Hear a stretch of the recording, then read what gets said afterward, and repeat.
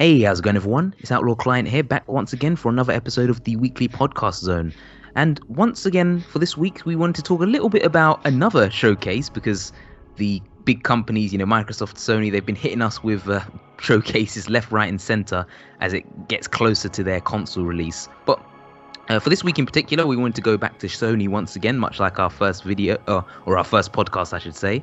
And Sony did a full PS5 showcase, pretty much looking at all of the games that will be coming out very shortly for the PS5. But anyway, before I get into any of that, once again, I am joined this week by TakuStar. Hey guys, TakuStar back here. Yeah, my mic's fixed today. I should be a bit louder today than usual. So yeah. Here with TakuStar here, and I just get right into the direct then without further ado. So first up, Sony first started things off with a game that I did not expect to come, and this was Final Fantasy XVI. Now, when the trailer started, for the longest time, I was not sure at all. I was like, I kept saying to myself, wait, is this Final Fantasy? I was like, nah, it can't be. And I saw like a giant bird that looked like a chocobo, and I was like, it has to be Final Fantasy. And then once again, I was like, nah, it looks like some old generic medieval RPG or something like what we were talking about yesterday. TakuStar, what did you think of this Final Fantasy? I mean, when I saw it, I was like, it just looks like your typical Western RPG game, like something along the lines of like a Bethesda game or something like that.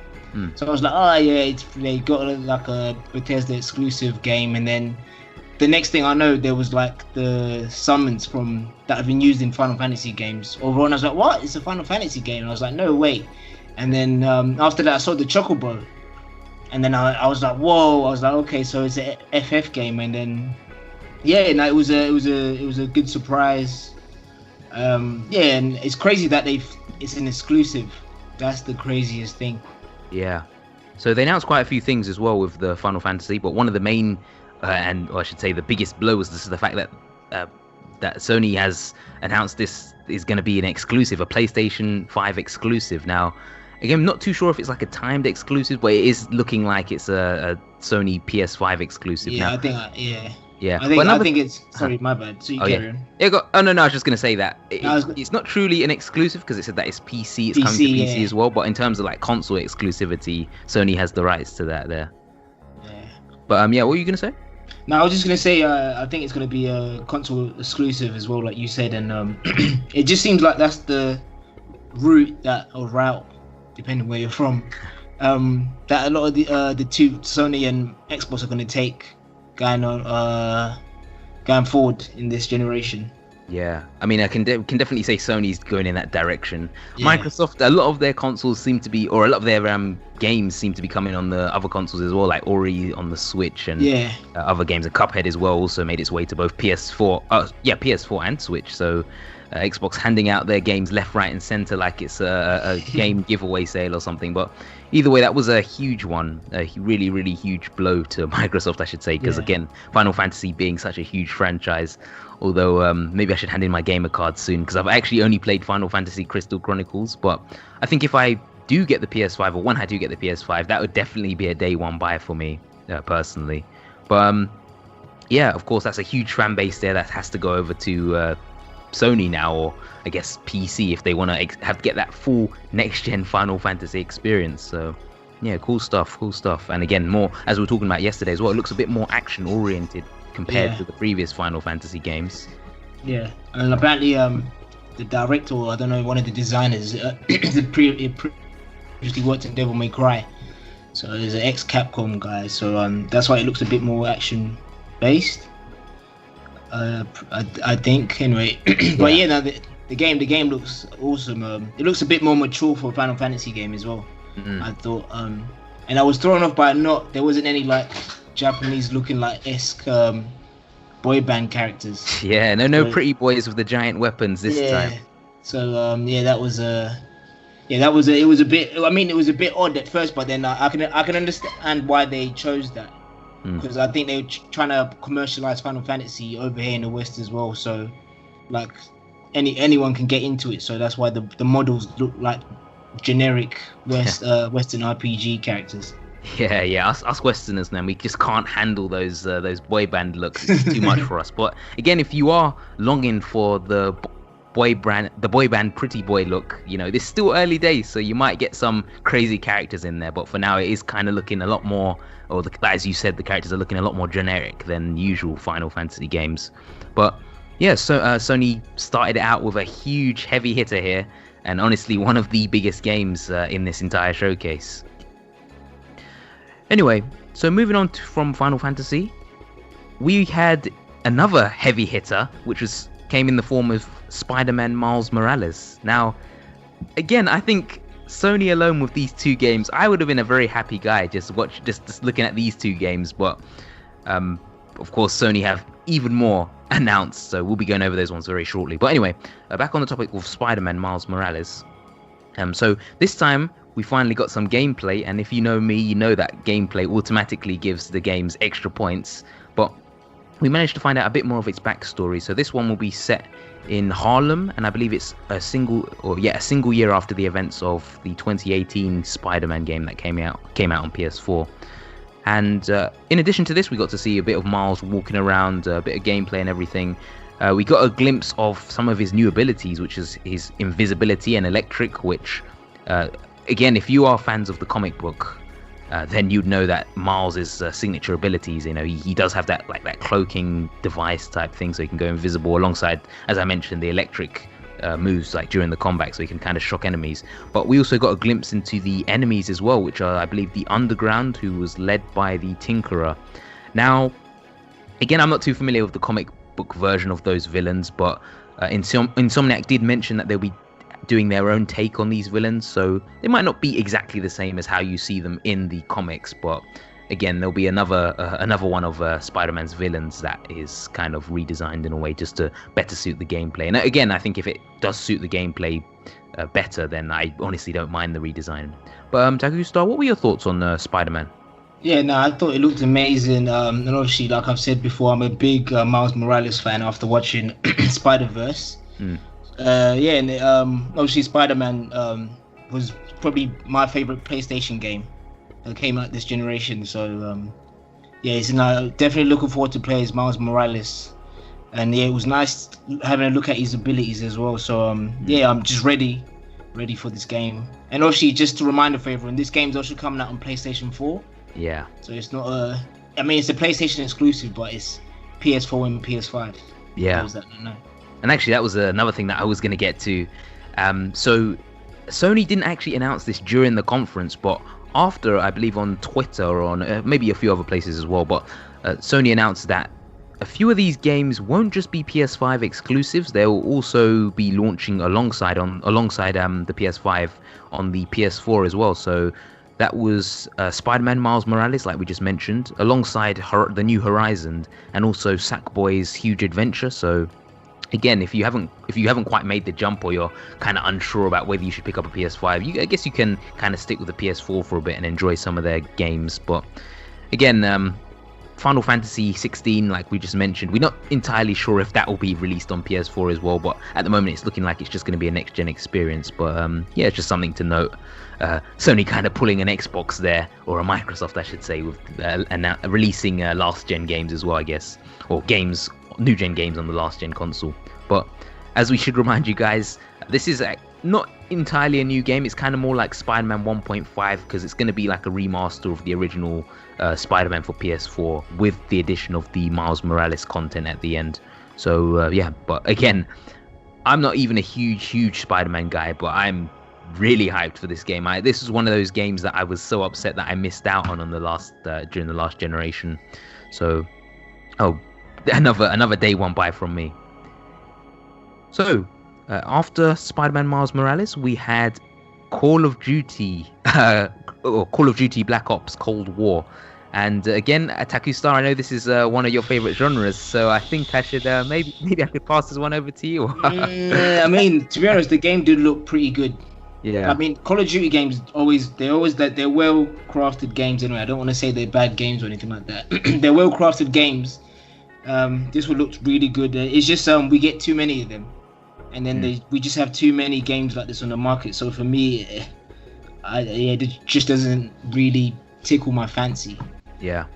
I'm kind of in the same boat as well. Like, I don't hate the Call of Duty games, but if you know me, and I'm sure it's kind of like a running meme, I guess, at this point, but they know how the Activision are just rehashing the Call of Duty games, very similar, and they're just kind of releasing them. Like pretty much, they're the cash cows now at this point. Not to say that they're terrible games, but it's just it could be a bit more original in certain departments. But again, I'm kind of with you there. Like, I think the last Call of Duty game I bought was Call of Duty 4. Was it Modern? I think it was like Modern Warfare back on 360. But looking at Cold War here, it honestly looked pretty good in my opinion. Like, it looked really fast paced. They actually did show some gameplay at the airport scene, even though that was probably the worst sniper ever. But either way, really fast paced action packed gameplay. The RC vehicle as well looks like it will be pretty cool. It might add another element to the gameplay as well. But overall, really strong. Or I got a really strong impression from the game. And also as well, I should mention that PS5, it might have gone already by the time that we've put this up, but on the following Friday there was going to be an alpha, like a Call of Duty Black Ops Cold War alpha, where you could play it a bit early, like an online beta. So that would be pretty cool for huge fans that just can't wait. But I don't think I'll be rushing for that one, but I mean, it's always out there. I guess the option's always available for other fans. Moving on to the next game. Or actually, no, did I miss Hogwarts?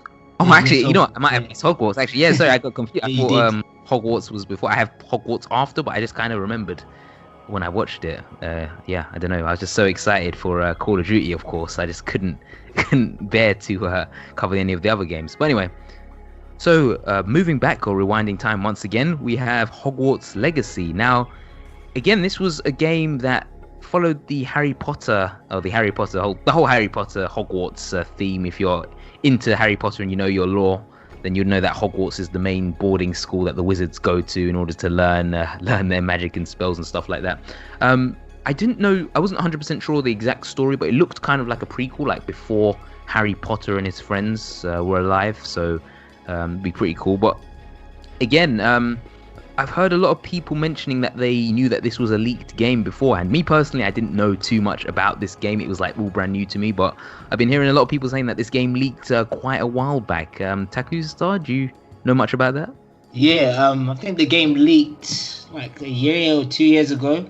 There was a video going on, and it was like talking about how basically, like, you get to create your own character. I think they said it's an action RPG.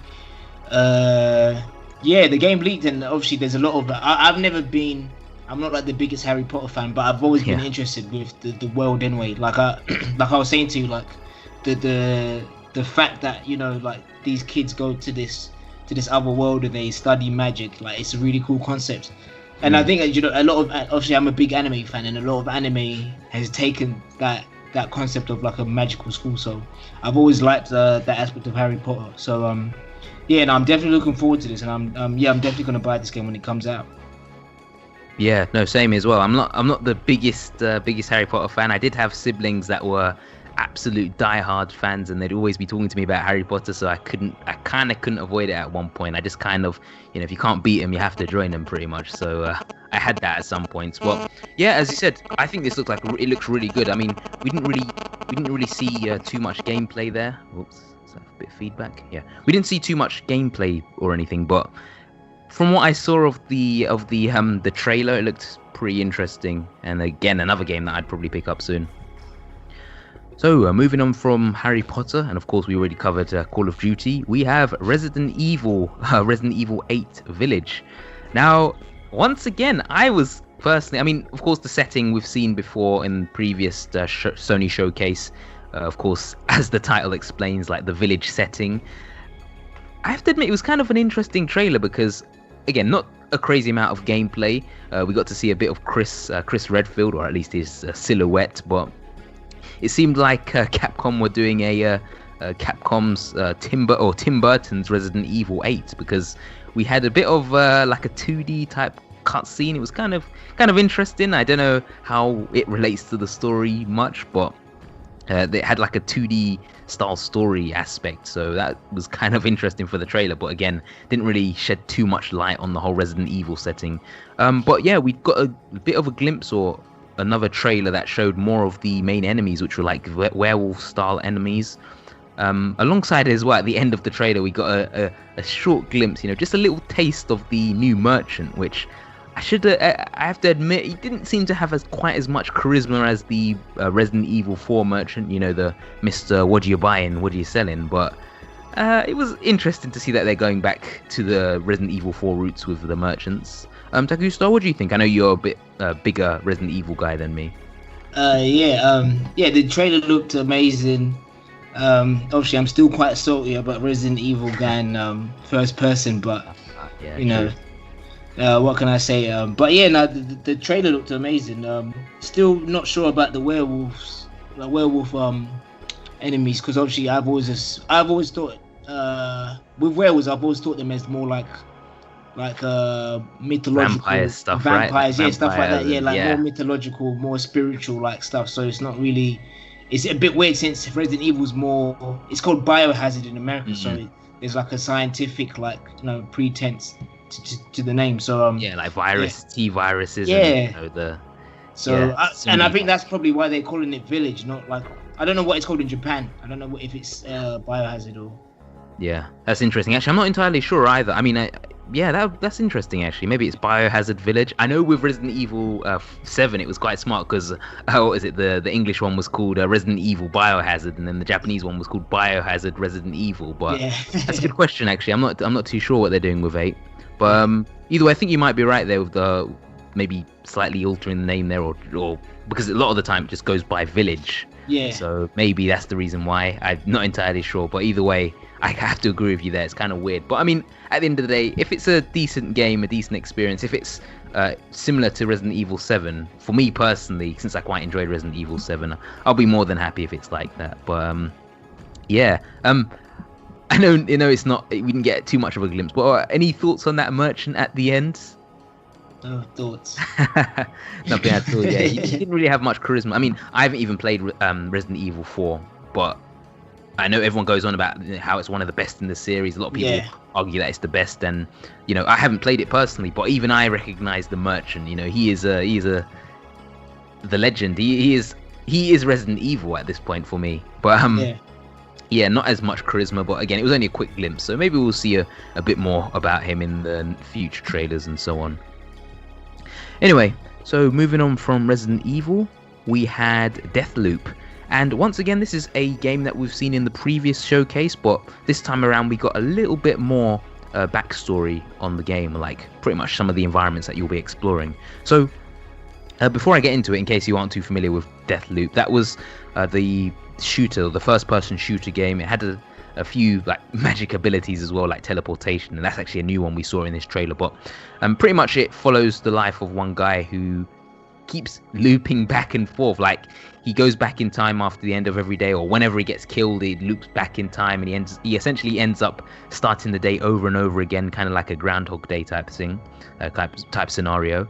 And of course, there was like a rival assassin as well. She was like a sniper who, again, she's just hunting him every single day and is constantly reliving his life. But what I was going to say about this trailer is that they showed a few more characters as well. Like there was one guy, Igor, the scientist, who apparently has some huge breakthrough in the morning, every morning. So he misses out going to some party, and at that point, the main protagonist can't quite kill both of the people, or both of the villains that he wants to kill, because they're at different places. And then pretty much in the trailer, he says, he disrupts Igor's great experiment, and then because he disrupts the experiment, the Igor scientist guy goes to the party, and then he'll be able to kill both of them. So again, I think it's quite an interesting concept, because I think this might kind of give an idea of what exactly we'll be seeing in the game. Maybe we'll be able to go back in time, change events, and then we can kill, pretty much use it strategically to kill more than one enemy at the same time,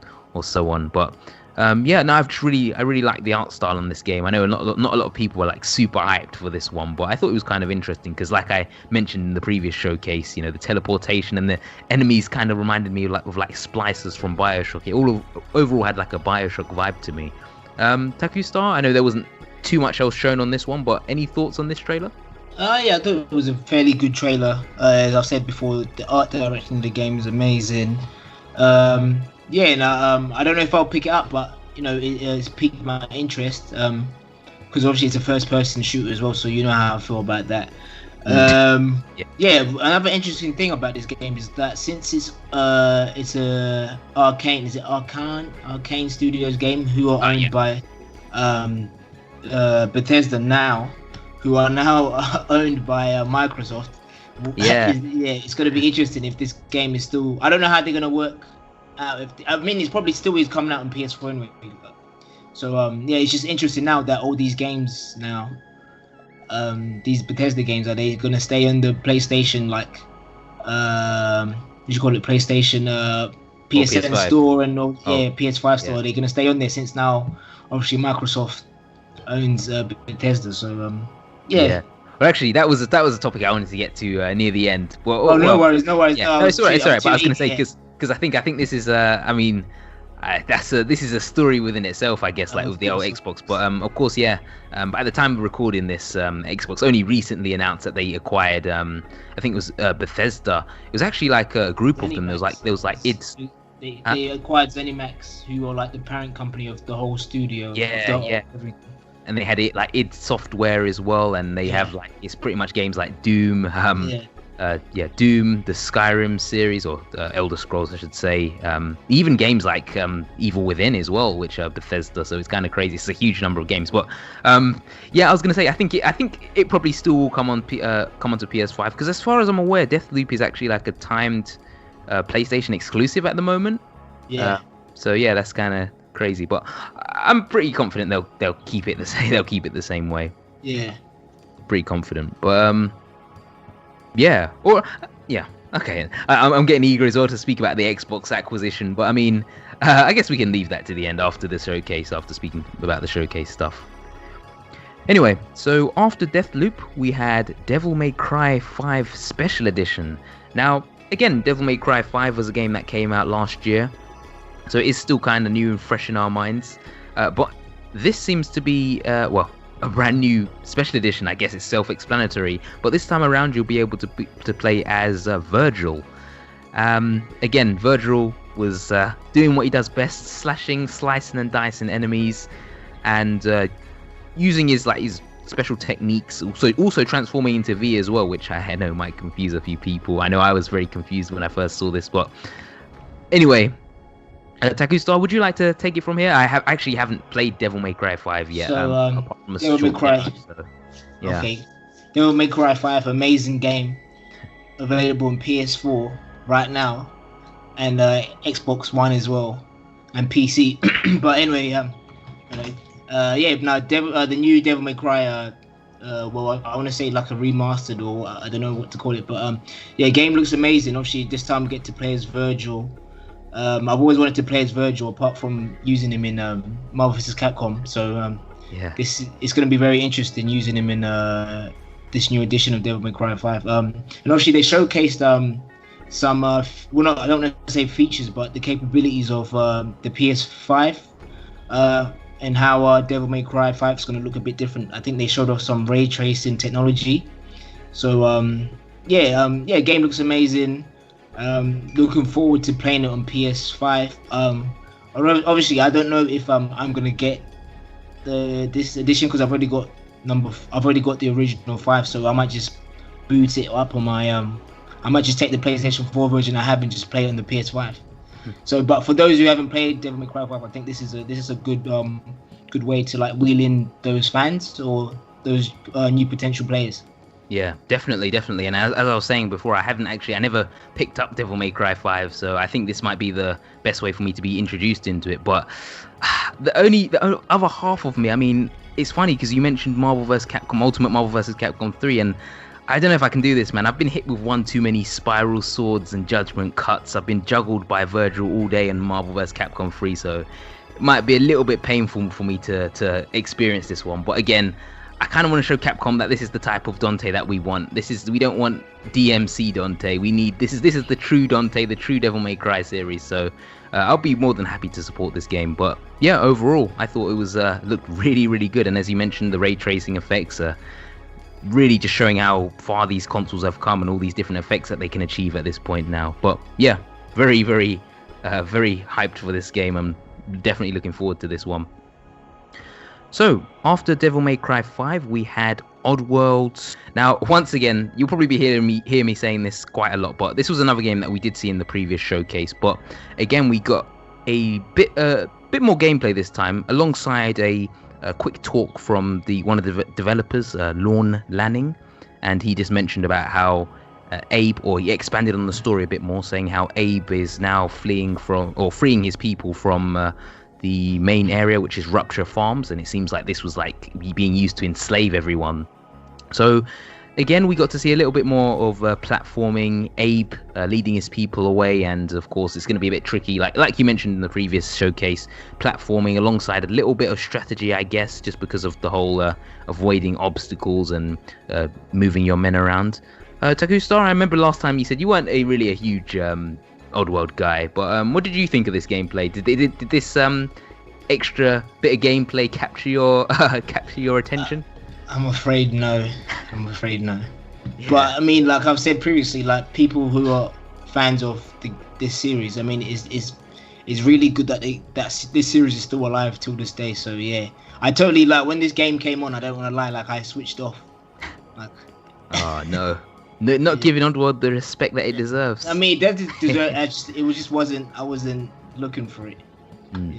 Yeah, understandable. I mean, it's not a game for everyone. I even remember the classic PS1 game. It was just some of my friends at school, because I think I played a little bit of it. It might have been at a friend's house or something, but I still can't remember. But either way, I just remember it was the Marmite of gaming. You either liked it or you didn't. And yeah, so it's obviously not going to be for everyone.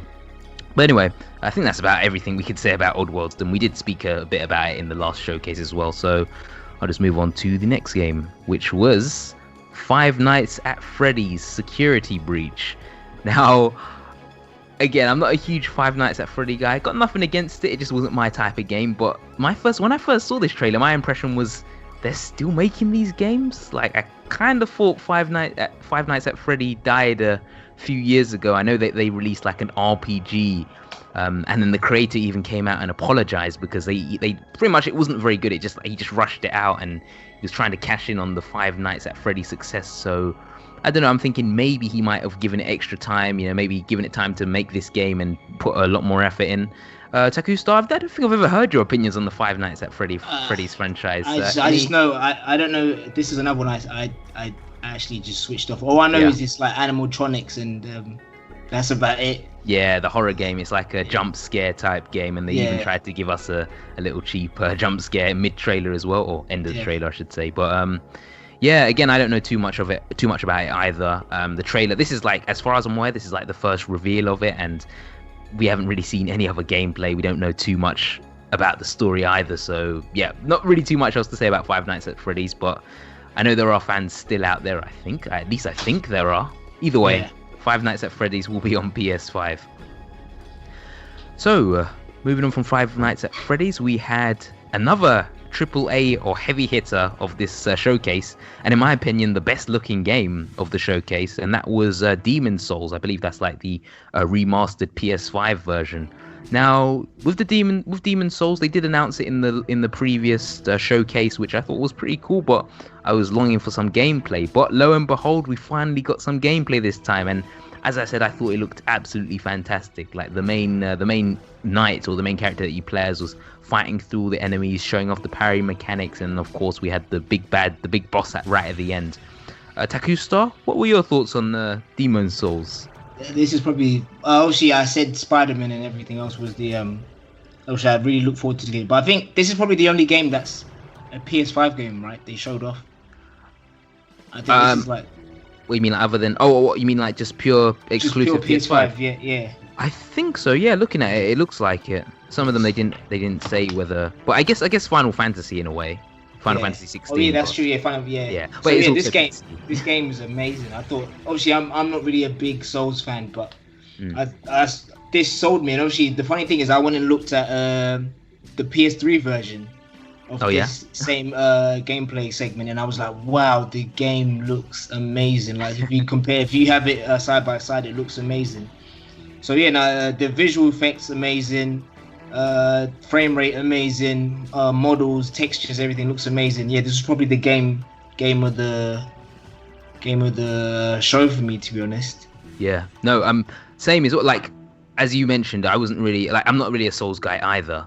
But I've just been hearing left, right, and center from fans that this is the best that Demon Souls has ever looked. So again, as well, I completely agree. In terms of like games where they showed gameplay, this is definitely the game of the showcase for me. But there was one other game that I was a bit more excited for. But in terms of like gameplay and everything, this looked fantastic. I can't really fault it. It just looked so good. And maybe I probably will give this one a try and see what all the hype about the Souls series is about, because it definitely didn't grab my attention in the previous games. And honestly, I'm a huge Ninja Gaiden fan, so it definitely wasn't just the difficulty. But again, I will give this one another try.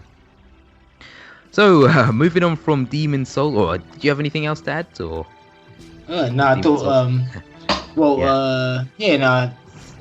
game looks amazing. I don't know. I mean, I want to buy the game, but those games are hard, man.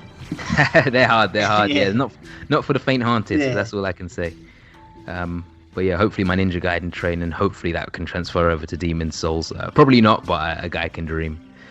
Anyway, so moving on to the next game, we have one that I just could not believe was on the PS5. It was such a huge shocker for me, and that is Fortnite for PS5. Okay, jokes aside, that game has existed on every console known to man. I'm pretty sure you can probably play it on your calculator as well at this point. Fortnite is just everywhere, and again, for me it was personally no surprise. I'm not a huge Fortnite guy, so I wasn't super excited, but just the fact as well that it wasn't a big surprise to me that it was coming to this console just didn't really keep me that hyped. But TakuStar, how do you feel about Fortnite? I actually don't care about Fortnite. Oh. Well, that makes two of us. Next game. So I'm sorry, Fortnite fans, but yeah, as you know, if you want Fortnite, it's always a free-to-play game as well, so yeah, I'm sure the fans will love it. But unfortunately not over here.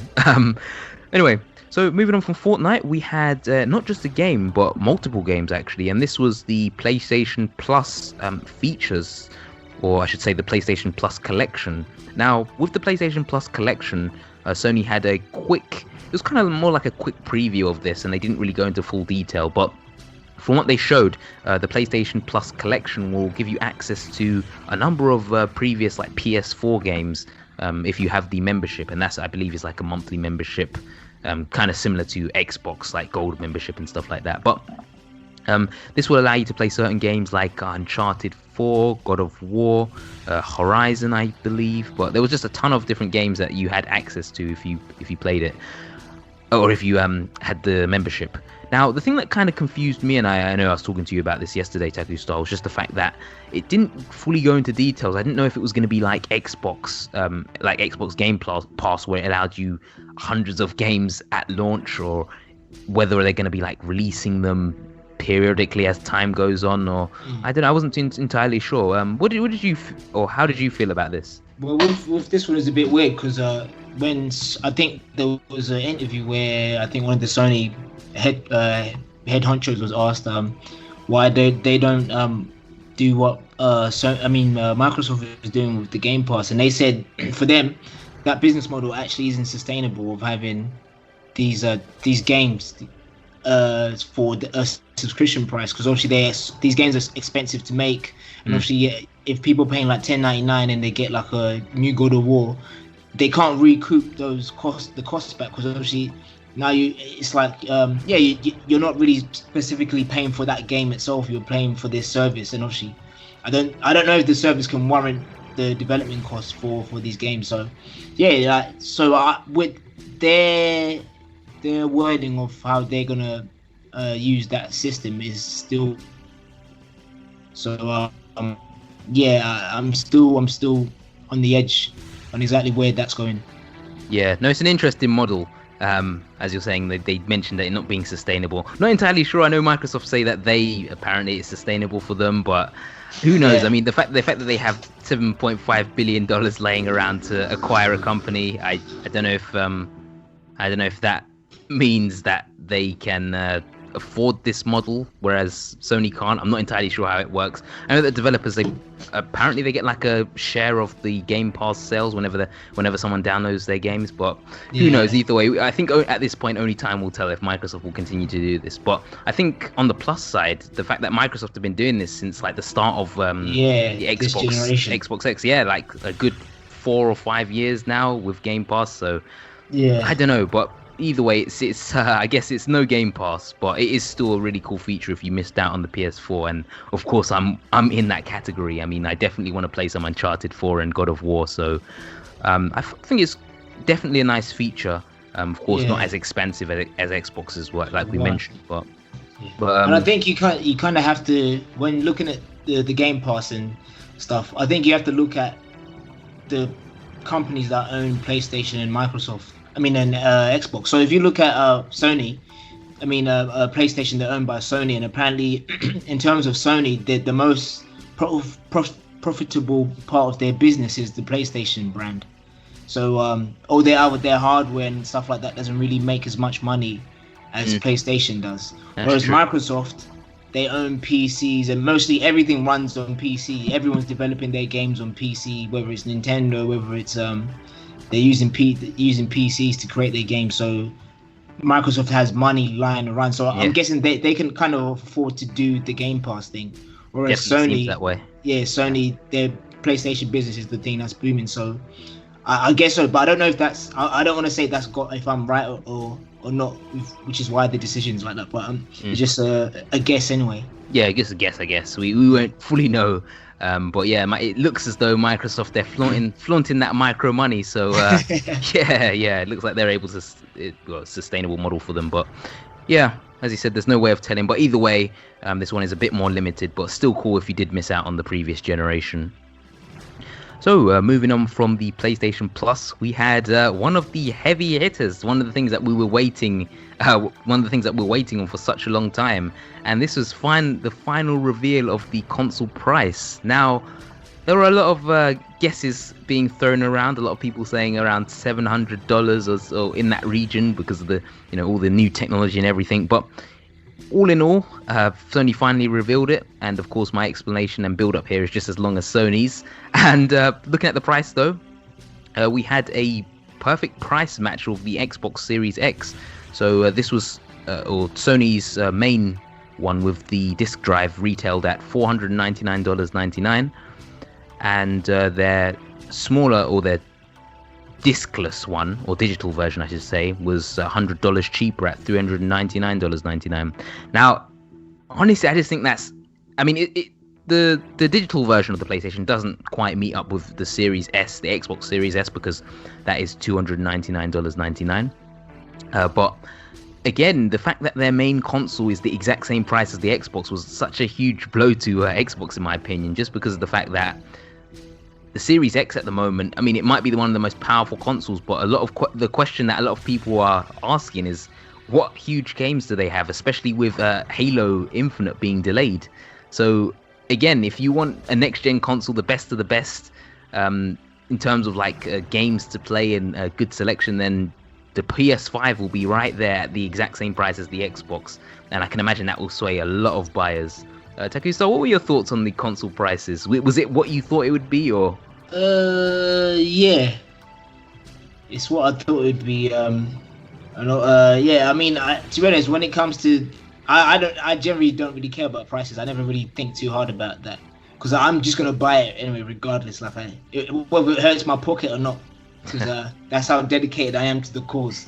So the pricing thing, I never really, me personally, I never really look at it. But obviously, I understand. So for some people, it's a factor. They might be like the father of a household, the mother of a household, so they have to think about how they're gonna manage their money. But I never really think about that, because I'm gonna buy it regardless, whether if it's a grand or not. So yeah. I mean, me personally, I'm gonna definitely pick up both consoles, but I can imagine a lot of families now deciding whether they should get one for Christmas. Like, and again, like $500 is quite a big investment for a lot of people. So I can imagine people making the decision between one console or the other this generation. Now, like I mentioned, the Series S, the Xbox Series S, or I should start off with the PlayStation one. The digital PlayStation was $399.99, essentially $400. And in comparison to the Series S, it's $100 cheaper. Or Series S is $100 cheaper at $300. Oh, wow. And wait, did I say? Yeah, sorry. Digital PlayStation was $400. Did I say $400? Either way, it's $100 more expensive than the Xbox Series S. Now, I should put out there that the Series S isn't quite as powerful as the normal Xbox, and that will be I think that might be a huge blow to Microsoft. I mean, if anyone just wants to pick up their next gen console, then that will be their go-to console, I guess, because the cheapest price and everything. But it's worth mentioning that the Series S, the storage capacity is 512 gigabytes compared to Xbox Series X's 1 terabyte. The performance target is a bit lower, with Series X being 4K, whereas Series S is 1440p. And one of the biggest things is the GPU power on the Series S, which is 4 teraflops, as opposed to Xbox Series X's 12.5 teraflops. And again, keeping that in note as well, or keeping those specs in mind, Microsoft did announce that the Series S won't quite be able to upscale the classic games as much as the Series X. So again, if you do go with the Series S, you are losing out a bit more. But again, with Sony, $100 less is practically just to pick up a discless version, because the specs are practically exactly the same on both consoles, as I said, other than the disc drive. So I mean, TakuStar, what do you think if you had to choose between the discounted PlayStation or discounted Xbox, or aka the Series S? So if I was a family man, which I'm not, but I would go for the Xbox. Oh wow. Yeah, just because it's cheaper. Yeah. No, like I was saying, I could imagine a lot of people, if they just want a next gen experience, they don't really care too much. They're not like huge spec. They don't have a 4K TV or anything. I can imagine they just quickly pick up the Series S. So I think Xbox might have that one over Sony in terms of course, the price points and everything. But again, Sony can say that they have practically an identical console, just without the disc drive. So yeah, that was a huge thing. But yeah, as I said, I was kind of expecting the PlayStation. Well, as soon as the Xbox prices leaked, I kind of expected them to match the price point. But it was still kind of surprising. Just seeing their second console and everything. But still really cool. And I should also mention as well that the console will be releasing on November the 12th. I believe it was for like America, Canada, Japan, a few other regions. And for the rest of the world, including us Europeans, unfortunately, it will be a week later on November the 19th. So I'm just gonna go cry in the corner now. But either way, kind of surprised that they don't do like the worldwide release now, like just on the same day. But I don't know. I don't really know the logic behind that one. But either way, we're gonna have to wait an extra week. And I should mention as well, I believe the Xbox Series X is coming out on the 10th of November, and I think this is like one of the closest release dates we've had between next-gen consoles. TakuStar, any thoughts on the release dates and the consoles and everything? Well, it's going to be interesting seeing what people go more to buy on the... Well, I mean, pre-orders are already speaking themselves. No one really goes and buys consoles like to the shops anymore. I don't know who does that anymore. It's a rare sight. It's gonna be very. It's just I want to see what it's gonna be like this time next year. That's what it's gonna be interesting in. I mean, personally, if I had to make a prediction on which console I think was going to sell best, I mean, I think it's safe to say Sony. As you said, the pre-orders are kind of speaking for themselves now. I believe the Sony pre-orders that is completely flooded at the moment. I think Xbox goes live tomorrow on the 22nd, so we're going to have to kind of wait, I guess. But no, I just think in terms of like the price point, the competitive price point, alongside this showcase that showed some heavy-hitting games, I really do think the PlayStation 5 definitely has the edge here. Although I will admit that Microsoft are really dropping the ball with the Games Pass. It's such good value for money. I mean, online, hundreds of games, AAA games on day one. It's a really good offer. I'd be begging my parents for this if I was young. But yeah, no, I thought it was quite interesting, and a smart move by Sony matching the Xbox. Anyway, so moving on from the price point, or I should say the price point was more or less the final section, but before they went, there was one other thing, and I believe that was a quick teaser for another pretty big game. I mean, it was only Game of the Year 2018, and this was God of War Ragnarok. Or I believe it says Ragnarok is coming, but for now I think I'm just going to call it God of War Ragnarok because it sounds so catchy. But definitely a game that I was by far the most upset to miss out on the PS4. I was very close to buying a PS4 because of God of War.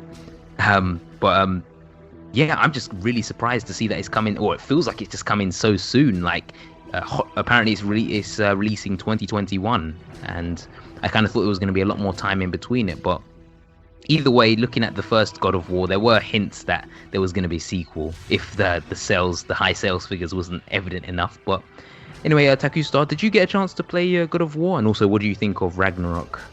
I'm not a big God of War fan. So, you're not a God of War guy. All right. Yeah.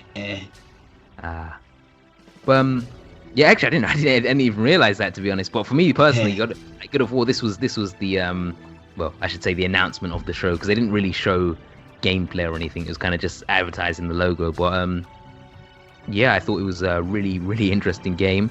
In case you guys aren't aware, God of War kind of rebooted the series in a way, so there was like a new take on Kratos from the moving on from the standard hack and slash style, like Devil May Cry / Ninja Gaiden gameplay style. They moved on to like a more over the shoulder third person perspective. And honestly, like with hack and slashes being one of my all-time favorite genres, I thought I was gonna hate this game completely. But God of War, or as I mentioned, God of Boy, a lot of people have called it. It blew me away. That game just completely blew me away. And again, to see a second one coming out, definite day one buy for me. But anyway, I believe that was all the games that they announced. Yeah, that seemed to be all of the games and everything. TakuStar, in terms of like overall thoughts of the presentation, how would you rate this one? Very good presentation. Yeah, it's a shame only one PlayStation 5. Well, no, two. Well, no, it's not a shame actually. No, it was a really good showcase. Now that I think about it, yeah, really good. I'd give it like a 9.2 out of 10. It was amazing.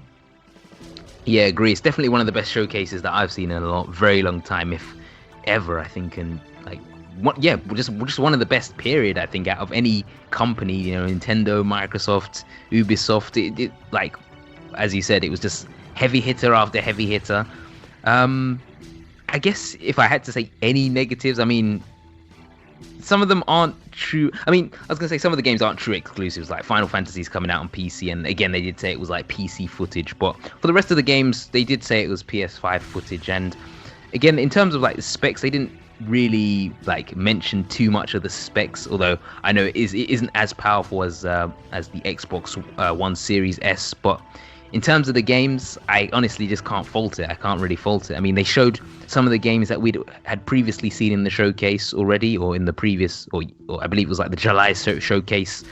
But in addition, they added more gameplay, which was the main thing I wanted to see, like Spider-Man gameplay and so on. So, as I said, can't really fault it. One of the best presentations I've ever seen, period. And yeah, I'd probably give this one maybe a 9 as well, 9 to 9.5. Really that good, I think. If you had any doubts about those exclusive games, look no further. This presentation answered all of your questions about which next-gen games are coming out. Or I guess put a lot of people's fears to rest, because the PlayStation definitely has a strong lineup coming up. But yeah, that about wraps up the Sony presentation. Now, I know before I forget, I know we did mention about the Xbox and buying Bethesda.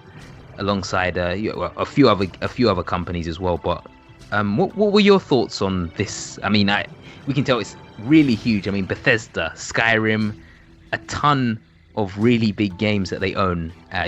Fallout. What is all these different games? How do you feel about this, and what do you think it could mean? So first of all, a great chess piece move from Microsoft, announcing that on the day before pre-orders go up for the Xbox Series X. Obviously I'm not really a big Western RPG kind of fan, but obviously I know how big Elder Scrolls is, I know how big the Doom franchise is, and I know how big a lot of these Bethesda games are. So the fact that these are going to be exclusively played on Xbox is crazy. So basically, Sony have lost a big fan base, and the fact it's quite interesting to me because I think going forward, this is what companies are going to be doing, like the big companies. I don't know if Sony has enough money to buy a Bethesda or not, but this is what they're going to be doing. They're going to be buying these publishers. And me and my friends at work were talking about if Sony or Microsoft was to grab Take-Two, whoever buys Take-Two is basically won. I don't like the term console wars, but they've just won it, because after you buy Take-Two or if you buy EA, like it's it's over basically. That's true. It's a really big move from Microsoft, and well played as well, because me personally, I there was no incentive for me to buy a Xbox, but obviously I kind of want to get into Fallout. So now with Microsoft having bought Bethesda, they might just they got a sucker. So they got me. Well, I want to mention actually. I'm not entirely sure if it means that they'll be like fully exclusive, because I mean, we've had thoughts in the past, like they've made games like Microsoft Studios have made like Cuphead, and they funded Cuphead, they funded like Ori and the Blind Forest, and then it ends up on Switch and on PlayStation respectively. So I'm not entirely sure, but I'm sure like there will be maybe like timed exclusives and stuff like that. But it's interesting. And again, with Deathloop, like we just spoke about, that is still a PlayStation game. So technically, Xbox is backing at the moment. They've bought a company which is backing a timed PlayStation exclusive. So that's kind of crazy to think about. But it's kind of hard. It is definitely huge. I believe it's like the second biggest gaming transaction made. I'm trying to think. There was like another one that was 8.5 billion as well. I can't remember the company that acquired it, but so it's as big as like Activision and Blizzard coming together and so on. It is mad, But again, who knows what will happen in the future? Again, like I was saying, I don't think that Xbox are looking to like just make pure exclusives. But it's kind of funny because I know yesterday we were just talking about that was our biggest criticism of Microsoft, was saying they needed to buy out some of these big companies. They've done. Lo and behold, exactly. That's exactly what's happening. 24 hours later, like this has happened. What's crazy as well to me is when I watched Microsoft conferences, they were saying, we want to make sure Xbox is the place where you play these games, and from what it looks like, it seems like they're gonna make an infrastructure where this is the place where you play these games. You're right. That might just be the case. So for me, it looks like obviously the Bethesda games that are already coming out on PS4 and PS5, right, that are in development that we know of, they're still gonna come out, but anything afterwards is gonna be on whatever the Xbox infrastructure is. That's what it's gonna be. So. And obviously, Microsoft, if they still want to buy out studios, they can do it. So it's not. No, it's a good investment. I'd say an investment well made by the looks of things. But anyway, so that about wraps everything up. I don't think we have anything else to add. But anyway, TakuStar, where can everyone find you? Everyone can find me at TakuStar_1 on Twitter. So obviously I'm gonna try and get my Twitter running up properly this week. I've been getting used to like using it and stuff like that for memes and stuff. So so anyone that follows me, I'll give them a follow back. If you guys want to talk, chat, I'm here. If you want to find out anything about me, what I do, my spare time and stuff like that. Just no weirdos or anything like that. So yeah. Yeah, none of that weird stuff. But anyway, thanks again for watching, guys. I am very interested to know what everyone else thought about this presentation. I've been hearing mostly positives, but is there anyone out there that just did not tick any boxes for them, or very few, or what are your thoughts, guys? Anyways, as I was saying, thanks again for watching. If you enjoyed this, please leave a like and subscribe, of course, because it helps out a ton. And with that, I'll see you guys next time. Peace out.